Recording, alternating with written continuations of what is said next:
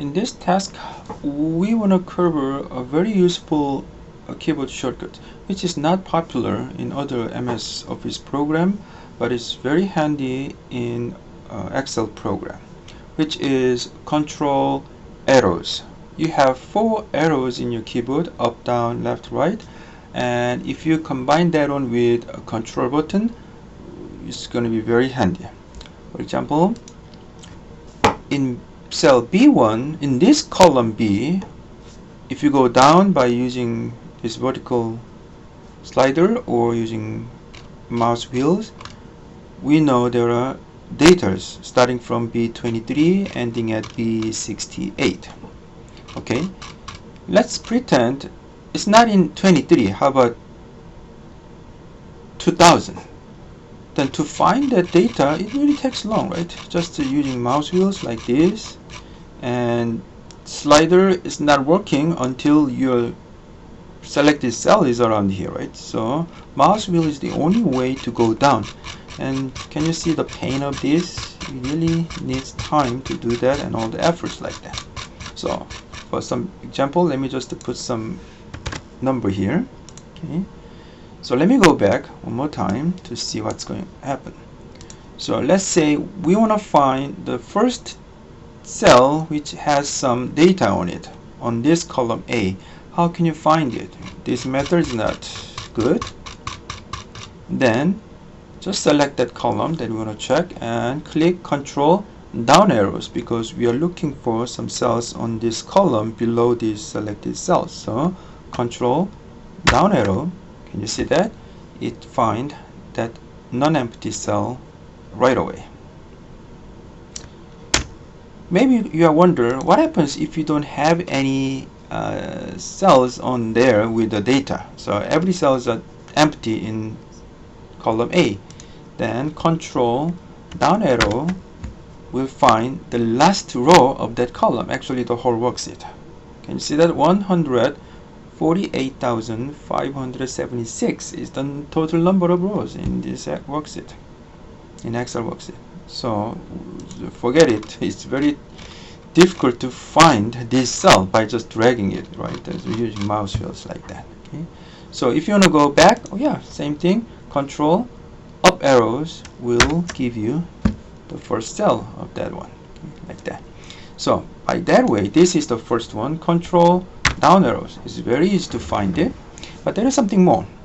And to show that purpose, for that, we want to use some other features in Excel, which is the most popular one in the formulas. Let's say our goal is to find the sum of these numbers all together. Okay, and we want to get that results at here. Then, of course, we have a formula, so we are familiar with that. Then we can just type in equals sum and putting all these cell address in there to get the auto sum, and we don't want to type it, especially we have this kind of button for auto sum. So just click this, then it will give you the comments, all the necessary comments, and at the same time Excel also assuming that, oh, this is auto sum comments, therefore it should add certain data of the certain cells. And because this C23 is the neighbor of B23, which has some numbers, so it's just kind of guessing maybe this cell. But of course, it's not the only one. We want to add all this data in there. Then we want to select all of them. And one way you can do that is place your cursor in these blinking parts and place your cursor at the corner of that blinking part. Then you can have another shape of cursors like that, right?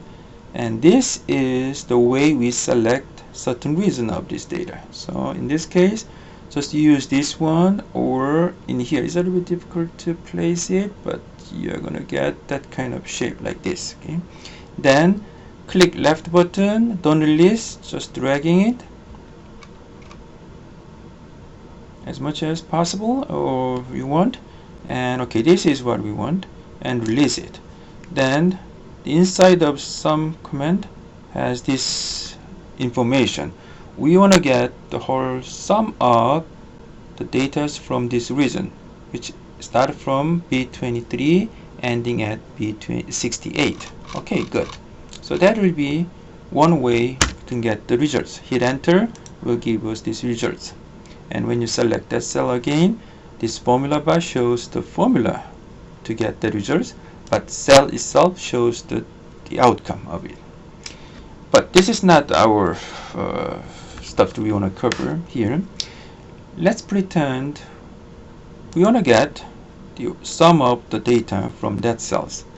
And the previous method is just dragging it, but just imagine that it's not only 20 something cells.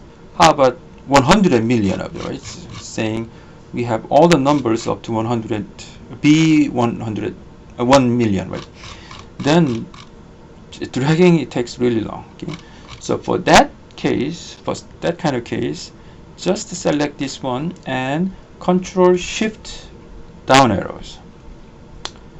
Previously, if you want to just move your cursor from certain cell to the next cell which has some data, was Control down arrow.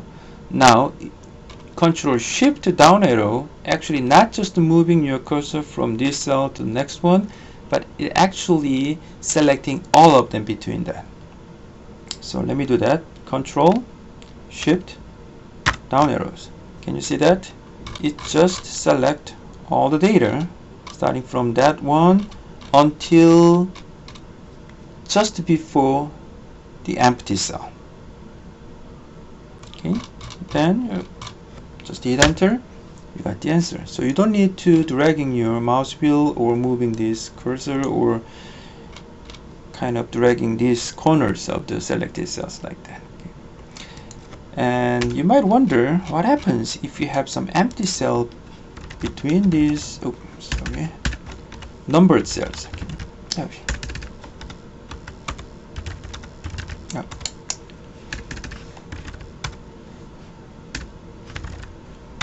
Like that. Then for this AutoSum, Control Shift down arrow will only cover that much, not containing this one, because this Control arrows or Control Shift arrows shortcuts only covered similar style cells. It starts from non-empty cell, so it's covered until you hit empty cell. And previously, when you use Control down arrow, you start from empty cell, so it just go down until you hit non-empty cell. Can you see that? So that's how you recognize how much it's going to cover. So in this case, if you really want to add this for remaining ones, you might need this method again. Just extend the selected ones again. This one automatically recognizes that one, so it just add that much. So these are the very useful two shortcuts that you could use in there. Okay, then next one is, we saw the use of Control key. Then how about Alt key, alternate key? Then just hit Alt key. Then can you see here? Let me hit again. It disappears. If you hit Alt key, it shows actually shortcuts to get those.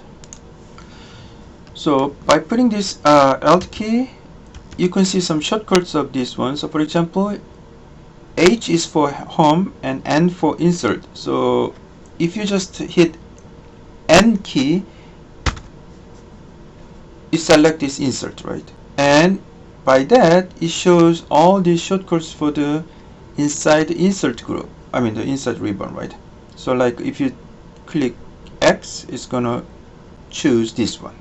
Can you see that? If you don't want it, then hit Alt key again. It's disappeared. Okay, so please check your note. Then it shows how it works in there.